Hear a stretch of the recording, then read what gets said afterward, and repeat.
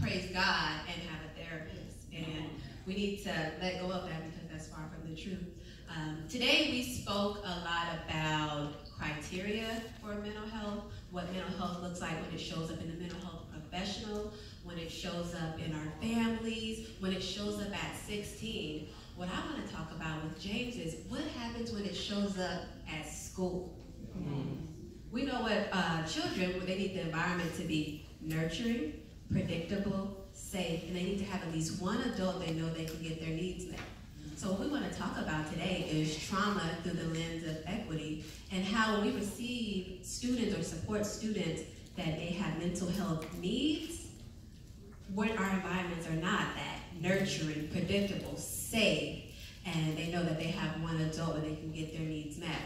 So with trauma, James and I, we have these conversations in the process of being licensed under James. Woo! And with that, we always talks about race. James says all the time, as a white man in the room with me, that privilege is always there, and how that some things he may say or suggest impacts me. Just so much so, I told Lakita last night, I said, I'm going to give this disclaimer.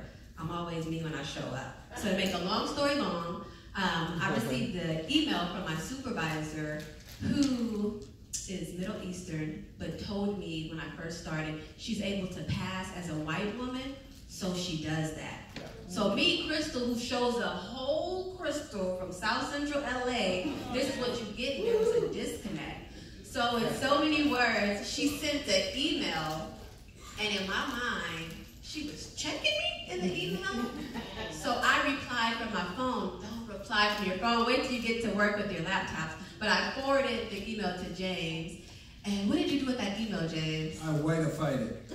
I whiteified it.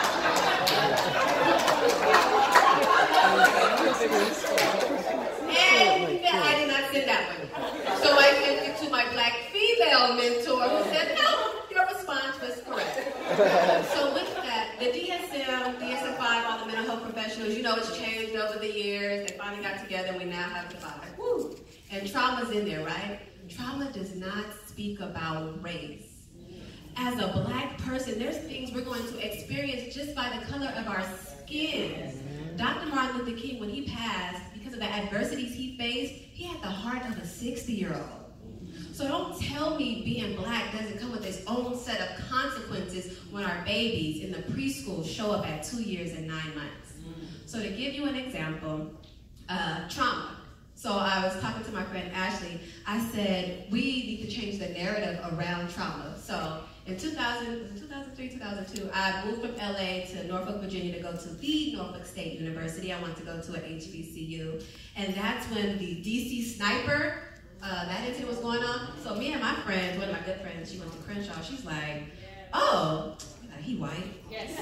Right? So now trauma has become the buzzword that mentally retarded, autism, ADHD has become, right? So when you hear trauma, what does the student look like in your mind if you say trauma? Little black boy, little black somebody who's experienced trauma. So with that connotation, it's a certain way we receive that child in school. And I said, oh, no. What we happened at my site was a parent, shared with the group last night, herbal essence is now legal in the Bay Area. So a parent showed up reeking of such. Me, the staff, principals, everybody speaking poorly of the family. I'm like, yo, the baby's at school. I'm happy with that, right? The baby showed up. They want to call CPS, all this on the mother. That's not what we're going to do. What we're going to do is say there's other kids that when the baby's backpack smells of herbal essence is some teasing, which was factual. Now, this white mother showed up as a mental health professional. She's on antidepressants, lethargic, and all this. The teacher doesn't say anything. You're going to let that baby, you're going to say that. You're going to let that baby get in the car and drive with the mom who's staggering. She can't even sign her out. Then here I go. It's like, oh, we need to call dad or CPS. What are we doing? So what I want to speak to is we know the criteria, know what it looks like in the home and the school, but how can we as mental health professionals and educators in the school system create these nurturing environments? As churches, how can we create these nurturing environments where our congregation or students, whether it's in the school, get their needs met by a trusting adult? It's predictable and it's safe. Dr. Phil, I love he has this thing when he comes on, he says, this is a safe place to talk about hard things. We need that because, and we need to label trauma and understand the connotation with race, because when the little black boy has difficulty accessing instruction and looking around the classroom doing all these things, he's bad. We're going to sit him in the principal's office. Now, mind you, my kids are 2.9 and 5 years old. We're doing that this early. But when the little white boy does it, he's rambunctious. Oh, he's an eager learner. Why is that?